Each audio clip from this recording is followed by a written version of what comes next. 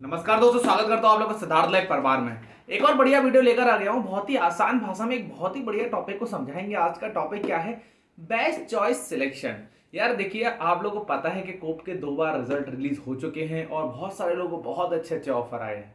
जिनको अभी तक ऑफर नहीं आए उनको ऑल द बेस्ट, उनको आगे आने वाले फर्दर राउंड्स में ऑफर आ जाएंगे। लेकिन अब जिनको ऑफर आ रहे हैं ना, तो जब ऑफर्स तो आते हैं तो बहुत सारा कंफ्यूजन आता है। क्योंकि यार किसी किसी को तो ऐसा भी हो रहा है कि 7 से 8 आईआईटी से ऑफर आ जा रहे हैं, डिफरेंट डिफरेंट ब्रांचेस से ऑफर आ रहे हैं। क्या चूज करें यार, बिल्कुल परेशान हो जाते हैं यार। क्योंकि हमें भी नहीं पता है किस तरीके से हमें चॉइस सिलेक्शन करना है, कौन से आईआईटी को चूज करना है, किसको नहीं चूज करना है। कई बार ऐसा भी होगा जब आपको किसी पर्टिकुलर ब्रांच से ऊपर किसी ब्रांच को चूज करना होगा, किसी पर्टिकुलर ओल्ड आईआईटी के ऊपर भी आपको किसी और न्यू आईआईटी को चूज करना होगा। तो ये सिलेक्शन कहाँ से आएगा? ये सिलेक्शन आएगा आपका इस वीडियो से। अब देखिए, कई सारे पॉइंट लेकर आया हूँ। पहले कंपैरिजन की बात करता हूँ, old IIT versus new IIT. बहुत सारे लोग हैं जिनको ओल्ड आईआईटी से भी ऑफर आ रहे हैं, न्यू आईआईटी से भी ऑफर आ रहे हैं। ऐसा नहीं है कि ओल्ड आईआईटी से आने वाले सारे ऑफर्स को हमें चूज करना है और न्यू आईआईटी को छोड़ना है। कई बार ऐसा भी हुआ है कि ओल्ड आईआईटी के ऊपर मैं न्यू आईआईटी को लोगों को प्रेफर करता हूँ और ये बात लोगों को हजम नहीं होती।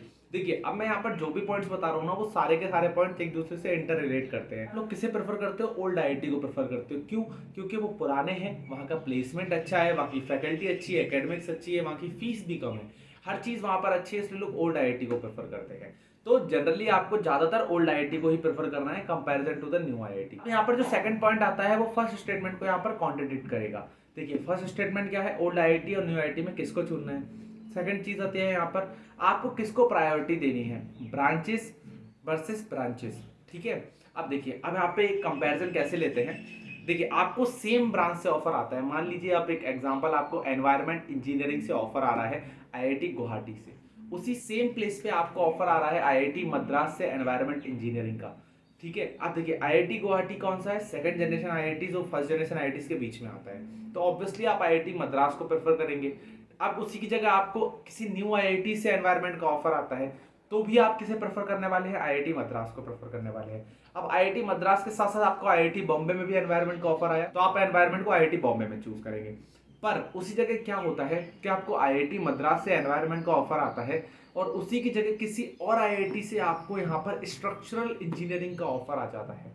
मान लीजिए कि आपको किसी ओल्ड आईआईटी से, लाइक आईआईटी बीएचयू से एनवायरमेंट का ऑफर आया और उसी की सेम प्लेस पर आपको आईआईटी भुवनेश्वर से स्ट्रक्चरल का ऑफर आ गया, या आपको किसी आईआईटी गुवाहाटी से स्ट्रक्चरल का ऑफर आ गया। तो आईआईटी भुवनेश्वर यहाँ पर सेकंड जनरेशन है, लेकिन आईआईटी बीएचयू से और आईआईटी गुवाहाटी से थोड़ा नया है। बट हम किसको प्रेफर करेंगे? स्ट्रक्चरल इंजीनियरिंग को प्रेफर करेंगे। तो यहाँ पर हम क्या प्रेफर कर रहे हैं? ब्रांचेस को प्रेफर कर रहे हैं। ठीक है। तो आपको ये जरूर इंश्योर करना है कि आप जो ब्रांच ले रहे हो उसका जो प्लेसमेंट है वो अच्छा होना चाहिए। देखिए, आपको कोर में जाना है, अगर आपको पर्टिकुलरली एनवायरमेंट में ही इंटरेस्ट है तो बात अलग है। पर आपको सिविल की कोर में जाना है तो फिर आपको वो ब्रांच पहले चूज करने चाहिए जिनका प्लेसमेंट बहुत अच्छा होता है।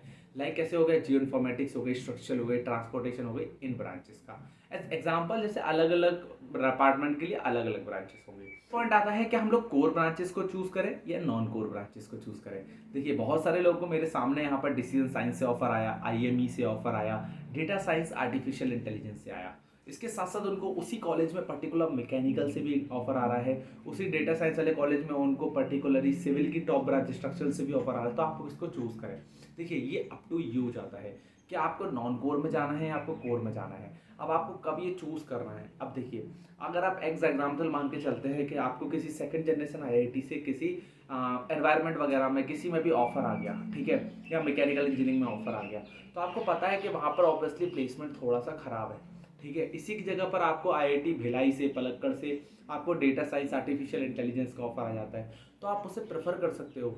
और मैं आपको सही बताऊँ, नॉन कोर में प्लेसमेंट्स तो अच्छे होते ही हैं, फिर वो कोई भी आईआईटी हो, फिर वो फर्स्ट जनरेशन हो, सेकंड जनरेशन हो, थर्ड जनरेशन हो, तीनों में बहुत अच्छे प्लेसमेंट्स होते हैं। बट ये आपके ऊपर है, आपको पहले से डिसाइड करना है कि आपको कोर जॉब में जाना है या नॉन कोर में जाना है। कोर ब्रांचेस के लिए आपको कोर और नॉन कोर दोनों आते हैं, पर आपको स्पेशली अगर सिर्फ कोर में जाना है तो आप कोर ब्रांचेस को प्रेफर करिए। नॉन कोर में अगर आप जा सकते हैं, अगर आपको इंटरेस्ट है और आप कोर में आपको हाईली इंटरेस्ट नहीं है, तो पहले नॉन कोर ब्रांचेस को प्रेफर करिए। लाइक डिसीजन साइंस हो गई, आईएमई हो गई।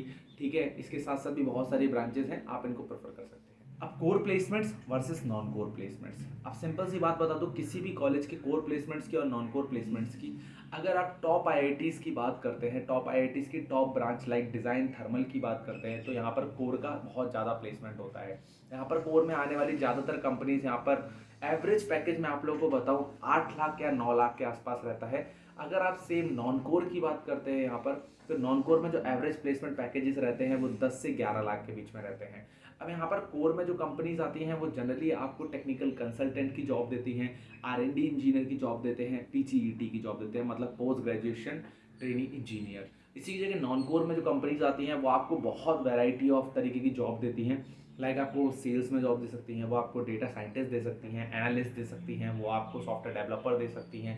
इसके साथ साथ भी बहुत सारी कंसल्टेंट फर्म आती हैं, टीचिंग इंस्टीट्यूट्स आते हैं, इनमें अलग अलग तरीके से नॉन कोर के प्लेसमेंट्स आते हैं, तो आप उनमें अपीयर कर सकते हैं। आपको कोर प्लेसमेंट्स लेना है, नॉन कोर प्लेसमेंट लेना है, तो आप उसी के हिसाब से ब्रांचेस को भी चूज़ करिएगा। अगर मुझे ऑफर हो रही होती नॉन कोर ब्रांच तो मैं जरूर प्रेफर करता, क्योंकि मुझे पर्टिकुलरली नॉन कोर में काफ़ी ज़्यादा इंटरेस्ट था, तो मैं यहाँ पर भी आया तो मैं नॉन कोर के लिए ही प्रिपेयर कर रहा हूँ। आ जाता है एक next point, best time for selection. आपको किस राउंड में सिलेक्ट कर लेनी है अपनी मन की जो चॉइस मिलने वाली है। देखिए अभी क्या है, किसी को पहले राउंड में ही उसकी मन की फेवरेट, मतलब उसके मार्क्स इतने ज़्यादा थे, जिसको ISC या CSE मिल गया मान लो, या किसी को ISC में मैकेनिकल चाहिए था उसको मैकेनिकल मिल गया, तो उसने चूज़ कर लिया। बट सब लोगों के साथ ऐसा नहीं है ना।